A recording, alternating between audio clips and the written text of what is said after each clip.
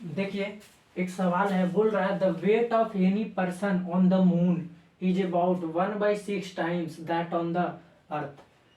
किसी पर्सन का जो वेट है, किसी पर्सन का जो भार है चांद पर, वो धरती पर के वेट का 1/6 टाइम है। मतलब कि धरती पर उस पर्सन का जितना भी वेट है, उस पर्सन का जितना भी वेट है, चांद पर उस पर्सन का वेट अब धरती पर के मुकाबले में 1/6 रह चुका है। ठीक है। What will be the maximum mass which can be lifted by the same force applied by the person on the moon. तो पूछ रहा है कि कितना अधिकतम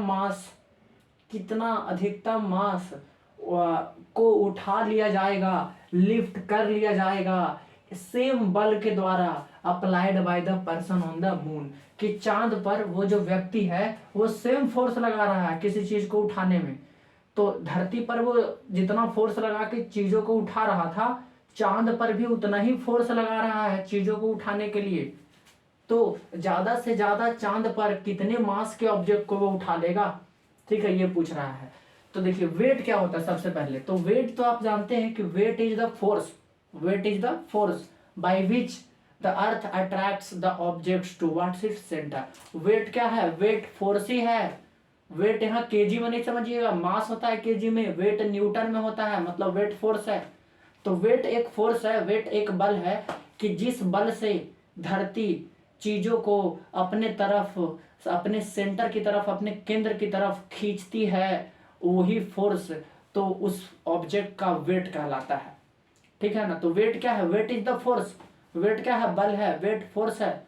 ठीक है। कौन सा फोर्स? तो जितने फोर्स से धरती ऑब्जेक्ट को अपने सेंटर की तरफ खींच रही है, उतना ही फोर्स के बराबर उस पर्सन का वेट हो जाएगा। ठीक है ना। ठीक है। तो देखिए, तो क्या दिया हुआ क्वेश्चन में? The weight of any person, किसी पर्सन का जो वेट है चांद पर, वो 1/6 हो चुका है। 1/6 टाइम्स, 1/6 गुना हो चुका है। किसके मुकाबले में? तो धरती पर जितना वेट था ना उस पर्सन का, उस वेट का अब 1/6 ही वेट रह चुका है चांद पर उस पर्सन का वेट। ठीक है। तो देखिए क्या दिया हुआ है कि चांद पर जो वेट है, वेट ऑन मून। अच्छा, किसका वेट है ये वेट तो पर्सन का है, याद रखिएगा, ये पर्सन का है, पर्सन वेट।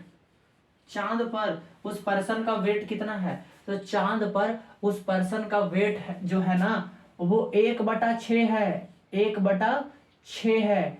किसका 1/6 है? तो धरती पर जितना वेट था ना उसका 1/6 है। तो धरती पर कितना वेट है? Weight on earth, weight on earth. यही ना क्वेश्चन में दिया हुआ है कि धरती पर जितना भी वेट है उस पर्सन का, जितना भी वेट है उस पर्सन का, अब उसका 1/6 धरती पर के वेट का 1/6 टाइम्स ही रह चुका है अब वेट किसका? चांद पर वेट पर्सन का।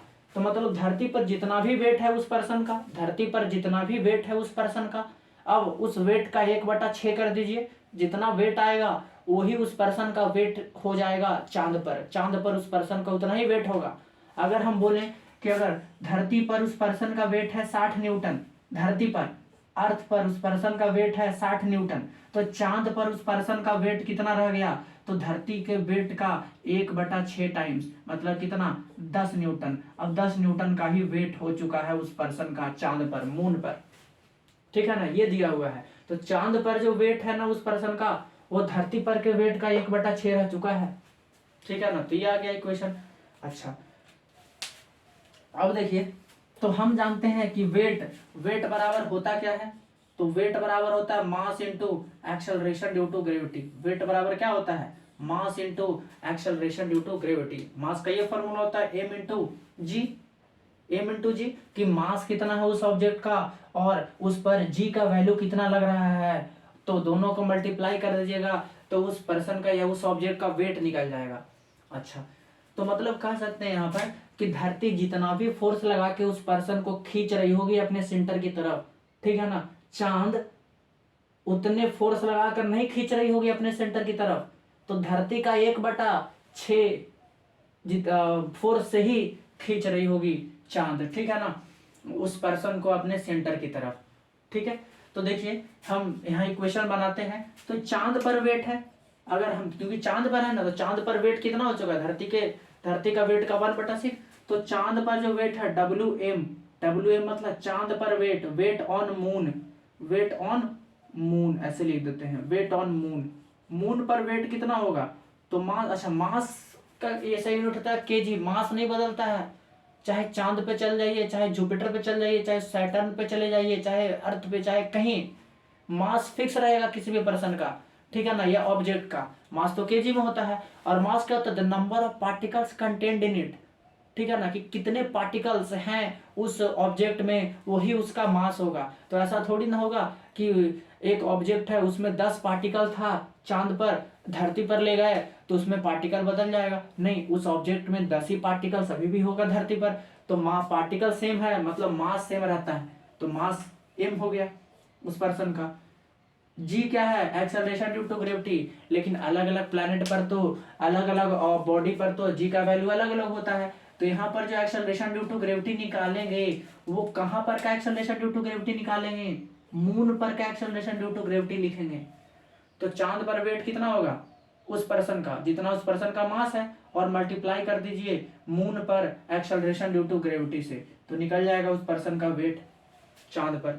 धरती पर वेट क्या होगा उस पर्सन का, वेट ऑन अर्थ, तो फॉर्मूला तो ही रहना है, mass into acceleration due to gravity, और धरती पर एक्सेलरेशन ड्यू टू ग्रेविटी कितना है, जी अर्थ लिख देते हैं, मतलब acceleration due to gravity on earth. तो ये होगा धरती पर वेट उस पर्सन का, और ये होगा चांद पर वेट उस पर्सन का, ठीक है ना। तो जहां पर वेट निकाल रहे हैं वहां पर क्या एक्सेलरेशन ड्यू टू ग्रेविटी से मल्टीप्लाई करना पड़ेगा मास में। तो देखिए यहाँ पर क्या लिख दें, m, ठीक है, into g, weight on moon कितना है, m into acceleration due to gravity on moon बराबर 1/6 इंटू वेट ऑन अर्थ कितना है, mass into acceleration due to gravity on earth, mass into acceleration due to gravity on earth, ठीक है। तो देखिए मास से मास कट गया, मास क्योंकि पर्सन का मास तो सेम रहेगा, ठीक है ना, तो वेट ऑफ एनी पर्सन, ठीक है ना। चलिए तो मास तो दोनों जगह सेम है, तो मास जब सेम है, ठीक है ना, जब मास जब सेम है तो मास से मास तो कैंसिल आउट हो जाएगा, तो acceleration due to gravity on moon बराबर क्या आ गया, acceleration due to gravity on earth बटा 6। तो देखिए वेट काहे कम आता है चांद पर, तो जितना भी एक्सेलरेशन ड्यू टू ग्रेविटी होता है धरती पर, अब चांद पर धरती के एक्सेलरेशन ड्यू टू ग्रेविटी का 1/6 ही रह जाता है चांद पर। मतलब अगर चांद पर धरती पर एक्सेलरेशन ड्यू टू ग्रेविटी कितना होता है 9.8 मीटर पर सेकेंड स्क्वायर, चांद पर एक्सेलरेशन ड्यू टू ग्रेविटी कितना होगा, तो धरती पर का 1/6, तो ये लगभग आता है 1.6 मीटर पर सेकेंड स्क्वायर, ठीक है ना। तो धरती पर चांद पर एक्सेलरेशन ड्यू टू ग्रेविटी कम है, कम एक्सेलरेशन प्रोड्यूस होगा बॉडी में जब वो चांद के सरफेस पर होगा तो, ठीक है ना। क्यों एक्सेलरेशन ड्यू टू ग्रेविटी कम है, क्योंकि चांद का रेडियस कम है और चांद का मास कम है, तो एक्सेलरेशन ड्यू टू ग्रेविटी, तो देखिए जो प्लैनेट का मास जितना ज्यादा है, क्योंकि एक्सेलरेशन ड्यू टू ग्रेविटी बराबर क्या आता है Gm/r², तो चांद पर एक्सेलरेशन ड्यू टू ग्रेविटी क्यों ज्यादा है, क्योंकि चांद का रेडियस होता है कम, तो इस पर एक्सेलरेशन ड्यू टू ग्रेविटी आएगा ज्यादा। तो चलिए यहाँ पर अभी नहीं जाते, इस हम थ्योरी में समझाएंगे। तो देखिए तो यहाँ क्या निकल गया कि चांद पर जितना भी एक्सेलरेशन ड्यू टू ग्रेविटी है ना, वो किसके बराबर होगा, तो धरती पर जितना एक्सेलरेशन ड्यू टू ग्रेविटी होता है उसको 6 से डिवाइड कर दीजिए, 1/6 टाइम्स ले लीजिए, तो जितना भी एक्सेलरेशन ड्यू टू ग्रेविटी आएगा उतना ही एक्सेलरेशन ड्यू टू ग्रेविटी चांद पर होगा। तो जी ऑन मून क्या है, अर्थ के एक्सेलरेशन ड्यू टू ग्रेविटी का 1/6।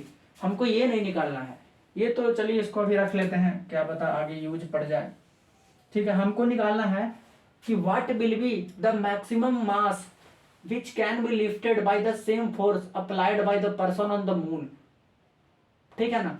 मतलब कि वो जो व्यक्ति है ना, वो चांद के सरफेस पर कुछ उठा रहा है, तो जितना वो धरती के सरफेस पर उठा रहा था जितने किलोग्राम के वस्तु को अब चांद पर उतना ही फोर्स लगा के क्या एक वस्तु को उठा रहा है, लेकिन अब कितना ज्यादा उठा पाएगा? क्यों ज्यादा उठा पाएगा ज्यादा मास को? क्योंकि देखिए ये धरती है, अर्थ, तो अर्थ पे एक ऑब्जेक्ट है एम मास का, उसको वो पर्सन उठा रहा है ऊपर की तरफ। वो पर्सन क्या हो रहा है? उठा रहा है, ऊपर की तरफ उठा रहा है इसको, ठीक है। तो कि कोई फोर्स तो उसको लगाना पड़ेगा। क्यों फोर्स लगाना पड़ेगा? क्योंकि धरती क्या हो रहा है? अपने सेंटर की तरफ उसको फोर्स लगा के खींच रही है उस एम वाले मास को। तो नीचे की तरफ तो फोर्स लग रहा है कितना? M g. नीचे की तरफ कौन फोर्स लगता है? जितना वेट होता है ना उस ऑब्जेक्ट का उतना ही फोर्स नीचे लगता है। क्योंकि अभी ना बताया कि धरती अपने सेंटर की तरफ कितने फोर्स से खींचेगी? जितना उस ऑब्जेक्ट का वेट है, तो वेट होता है एम जी। तो एम जी फोर्स से धरती नीचे खींच रही है और ये पर्सन चाहता है इसको ऊपर उठाना, तो कम से कम तो उसको कितना फोर्स लगाना पड़ेगा? एम जी के बराबर फोर्स तो लगाना ही पड़ेगा कम से कम, तब जाकर ये रेडी टू लिफ्ट होने लगेगा, मतलब लिफ्ट होने के लिए तैयार बन जाएगा उठने के लिए।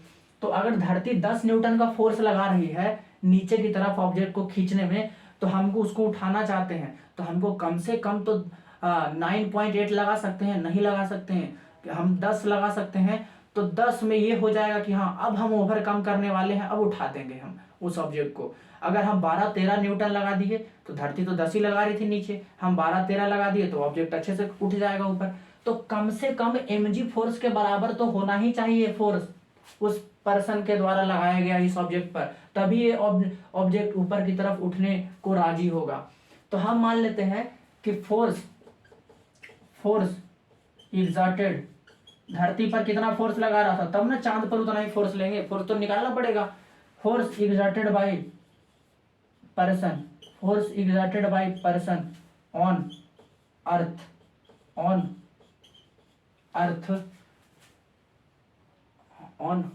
अर्थ। अच्छा, और कितना मास उठा रहा है यहाँ नहीं पता, तो यहाँ निकालना पड़ेगा, ठीक है ना। तो देखिए force exerted by the person on earth to lift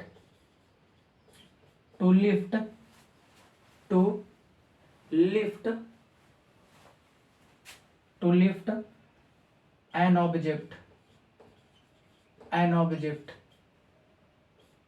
मतलब उसका मास हम मान लेते हैं कितना, उसका मास हम मान लेते हैं आपका एम मान लेते हैं उस ऑब्जेक्ट का मास, ठीक है। अच्छा, तो force exerted by the person on earth to lift, life नहीं, to lift an object, to lift, तो कितना फोर्स लगाना पड़ेगा उस पर्सन को? तो mg के बराबर तो फोर्स लगाना ही पड़ेगा। g क्या है? Acceleration due to gravity on earth, तो mg के फोर्स के बराबर तो लगाना पड़ेगा उस पर्सन को, इतना फोर्स तो लगाना ही पड़ेगा, ठीक है ना। कहीं पे क्वेश्चन कुछ मिस हो रहा है क्या? क्योंकि मास तो दिया हुआ नहीं है। एक मिनट, कहीं पे लगता है क्वेश्चन कुछ मिसिंग हुआ है। ओ, क्वेश्चन तो थोड़ा छूट गया है, थोड़ा क्वेश्चन छूट गया है, सॉरी। देखिए बोल रहा है, नहीं सही है, थोड़ा सा एक लाइन ऐड करना है। बोल रहा है the weight of any person, यहाँ तो ठीक है। यहाँ के बाद एक लाइन बोल रहा था कि he can lift a mass of 15 kg on the earth. यहाँ एक लाइन ऐड कर लीजिएगा आप, यहाँ पर, यहाँ के बाद अर्थ के बाद फुल स्टॉप दीजिएगा और यहाँ पर एक आप लाइन ऐड कर लीजिएगा, ठीक है। क्वेश्चन में, क्वेश्चन क्या बोल रहा है कि he can lift a mass of 15 kg on earth, ठीक है ना। मतलब यहाँ दिया हुआ है कि वो धरती पर वो पर्सन जो है, धरती पर वो पर्सन 15 किलोग्राम 15 kg के वस्तु को वो उठा ले रहा है, ही कैन लिफ्ट, ठीक है ना।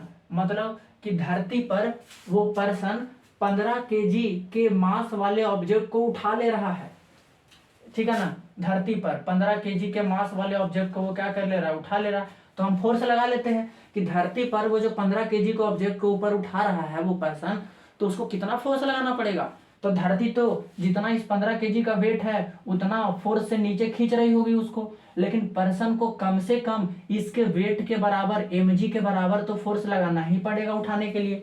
तो धरती लगा रही है उस पर्सन को कितने फोर्स से खींच रही है नीचे, mg फोर्स से, जितना उसका वेट है उतने फोर्स से, ठीक है ना। और उस पर्सन को, वो ऑब्जेक्ट को 15 केजी वाले ऑब्जेक्ट को 15 केजी वाले ऑब्जेक्ट को 15 केजी वाले ऑब्जेक्ट को उठाने में जो फोर्स लगा, हम मान लेते हैं एफ फोर्स लगा। कितना फोर्स लगा, एफ फोर्स। तो एफ फोर्स बराबर क्या आ गया, एम जी ई, और यहाँ तो जी है, ठीक है ना। तो धरती अपने सेंटर की तरफ उस ऑब्जेक्ट को 15 केजी वाले ऑब्जेक्ट को कितने फोर्स से खींच रही होती, जितना उसका वेट होगा। तो कितना उसका वेट है, तो जितना मास और एक्सेलरेशन ड्यू टू ग्रेविटी धरती का कितना है, जी, उतने से खींच रही होगी नीचे धरती उसको। तो वो पर्सन इसको उठाना चाहता है, तो कम से कम तो उस पर्सन को इसके वेट के बराबर तो फोर्स लगाना ही पड़ेगा ना। अगर मान लेते हैं नीचे 10 न्यूटन का फोर्स लग रहा था mge, तो ऊपर उस पर्सन को कम से कम तो 10 न्यूटन का फोर्स लगाना ही पड़ेगा उठाने के लिए, उससे कम में तो काम चलेगा नहीं। तो उस पर्सन को धरती पर 15 केजी वाले ऑब्जेक्ट को उठाने में एक फोर्स लगा, और कितना फोर्स लगाया वो पर्सन, तो mge के बराबर कम से कम, ठीक है ना, उतना फोर्स तो उसको लगाना पड़ेगा उस ऑब्जेक्ट को उठाने में। तो फोर्स हमको निकालना है। तो देखिए मास कितना है उस ऑब्जेक्ट का, 15, ठीक है, मास तो 15 है। अच्छा जीई, अभी जी ऐसे ही रहने देते हैं, लास्ट में देखिए यहाँ पर रिलेशन है ना, लास्ट में कटेगा। जी क्या है, acceleration due to gravity on अर्थ, इतना न्यूटन, 15 जी ही न्यूटन। मतलब अब जी का वैल्यू आप पुट कर सकते हैं, 9.8 मीटर पर सेकेंड स्क्वायर, इतना ही होता है धरती पर। लेकिन उस धरती पर उस पर्सन को 15 केजी के ऑब्जेक्ट को उठाने में इतना फोर्स लग रहा था, इतना 15 इंटू जीई न्यूटन के बराबर। अब वो चांद पर उठाना चाहता है, तो चांद पर तो एक्सेलरेशन ड्यू टू ग्रेविटी कम है, तो यानी कि एक्सेलरेशन ड्यू टू ग्रेविटी चांद का कम है, तो m इंटू जी होता है वेट। तो जी ही जब कम है चांद पर, तो कम वेट आएगा नीचे की तरफ, मतलब चांद कम फोर्स से नीचे की तरफ खींच रही होगी इस ऑब्जेक्ट को। तो उस पर्सन को क्या उतना ही फोर्स लगाना है चांद पर, तो ज्यादा मास ना उठा पाएगा वो, क्योंकि कम फोर्स लगा के खींच रही है चांद, ठीक है। देखिए इसको इरेज कर देते हैं यहाँ पर। अब देखिए तो क्या पूछ रहा है कि ज्यादा से ज्यादा वो कितने मास के ऑब्जेक्ट को उठा लेगा वो व्यक्ति सेम फोर्स के द्वारा, सेम फोर्स के द्वारा, मतलब जितना फोर्स वो धरती पर लगाकर 15 केजी के ऑब्जेक्ट को उठा रहा था, चांद पर वो व्यक्ति के द्वारा उतना ही फोर्स लगाया जाना चाहिए जितना वो धरती पर लगा रहा था। तो उतना ही फोर्स से वो कितने किलोग्राम वस्तु को उठा देगा चांद पर, ठीक है। तो हमको नहीं पता कि मैक्सिमम मास कितना अधिकतम वो उठा सकता है, तो हम मान लेते हैं कि let the maximum mass be lifted on moon, ठीक है ना, बी लिफ्टेड ऑन मून। चांद पर वो मैक्सिमम मास कितना उठा लेगा, हम कैपिटल एम मान लेते हैं, कैपिटल एम, क्योंकि ज्यादा उठा पाएगा। तो हम कैपिटल एम मास के ऑब्जेक्ट को वो चांद पर उठा देगा सेम फोर्स से, ठीक है ना, ठीक है। तो फोर्स बराबर क्या आएगा, कितना फोर्स उसको लगाना पड़ेगा उस ऑब्जेक्ट को उठाने में। तो देखिए ये चांद है, मून है, मून यहाँ देख लीजिए, ये मून है, मून पर वो ऑब्जेक्ट रखा हुआ है, उसका मास है m, ठीक है। और मून उस ऑब्जेक्ट को नीचे की तरफ खींच रही होगी अपने ग्रेविटी के कारण सेंटर की तरफ। तो कितना फोर्स लगा रही होगी मून अपने सेंटर की तरफ खींचने में, अपने ग्रेविटी के वजह से, क्योंकि मून का ग्रेविटी है तो खींच रहा होगा इस ऑब्जेक्ट का मून अपनी तरफ। तो कितना फोर्स, तो जितना इसका वेट है, weight is the force by which it is attracted. तो वेट कितना है एम वाले मैक्सिमम मास वाले ऑब्जेक्ट का, तो जितना इसका मास है एम है कैपिटल, चांद का एक्सेलरेशन ड्यू टू ग्रेविटी कितना है जी ऑन मून, ये मल्टीप्लाई कर दीजिएगा तो आपको निकल जाएगा कि चांद इतना फोर्स से चीजों को नीचे खींच रही होगी। तो उस पर्सन को कितना फोर्स लगाना पड़ेगा इसको उठाने के लिए चांद पर, कम से कम तो इतना फोर्स तो लगाना पड़ेगा, जितना चांद लगा रही है नीचे की तरफ उतना फोर्स तो ऊपर की तरफ लगाना पड़ेगा उस पर्सन को उठाने के लिए। लेकिन वो क्या बोल रहा है, वो बोल रहा है अच्छा तो कितना फोर्स लगाना पड़ेगा उस पर्सन को मैक्सिमम मास को उठाने में, तो जितना उसका वेट है, तो वेट कितना है उसका, capital M into ji on moon, ठीक है। और वो बोल रहा है जितना धरती पर फोर्स था उतना ही फोर्स लगा रहा है वो व्यक्ति अभी भी, सेम फोर्स। तो धरती पर फोर्स कितना था, 15 इंटू जी न्यूटन, अभी भी चांद पर कितना फोर्स लगा रहा है, 15 इंटू जी न्यूटन। तो एफ बराबर क्या हो जाएगा, 15 इंटू जी ई न्यूटन। एफ क्योंकि जितना धरती पर फोर्स लगा रहा था उतना ही फोर्स लगा रहा है अभी भी चांद पर, वो उसको उठाने में, एम मास को उठाने में अभी भी वो उतना ही न्यूटन लगा रहा है जितना चांद पर लगा रहा था उसको उठाने में। तो चांद धरती पर लगा रहा था 15 × जी, चांद पर कितना फोर्स लगा रहा है, वही एफ फोर्स 15 × जी के बराबर, लेकिन उठा रहा है कैपिटल एम के मास को, ठीक है ना। तो फोर्स इतना लगा रहा है, यहां से वैल्यू पुट कर दिया हम एफ का 15 × जी बराबर M into ji on moon, और जी क्या है, जी ऑन अर्थ। अब देखिए जी ऑन मून क्या है, acceleration due to gravity moon पर कितना है, तो जितना एक्सेलरेशन ड्यू टू ग्रेविटी धरती का है बाई 6, तो यहां से हम ये पुट कर सकते हैं कि 15 × जी क्या है, acceleration due to gravity on earth बराबर capital M into ji on moon. G on moon कितना है, तो जी ऑन अर्थ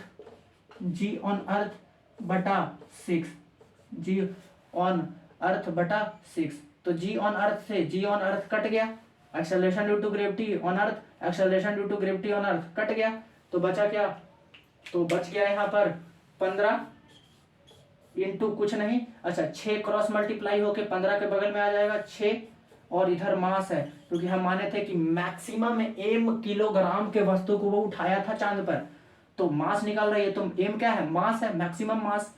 तो कितना गया, 15×6 = 90, और मास है तो केजी में लिखेंगे, मतलब वो पर्सन जो है ना, स्क्रीन पे आ रहा है ना, वो पर्सन जो है चांद पर, अगर धरती पर वो व्यक्ति 15 kg के ही वस्तु को उठा रहा था जितना फोर्स लगा के, चांद पर वो व्यक्ति उतना ही फोर्स लगाएगा, लेकिन अब वो 15 kg को नहीं 90 kg के वस्तु को उठा लेगा आसानी से, उतना ही फोर्स लगा के। क्यों, क्योंकि चांद पर एक्सेलरेशन ड्यू टू ग्रेविटी कम है, चांद पर एक्सेलरेशन ड्यू टू ग्रेविटी कम है, तो चांद कम वेट से खींच रही होगी उस ऑब्जेक्ट को, तो उसको क्या हो जाएगा, अब उतना ही फोर्स में ज्यादा मास को उठा लेगा, ठीक है ना, उतना ही फोर्स में ज्यादा मास को उठा लेगा।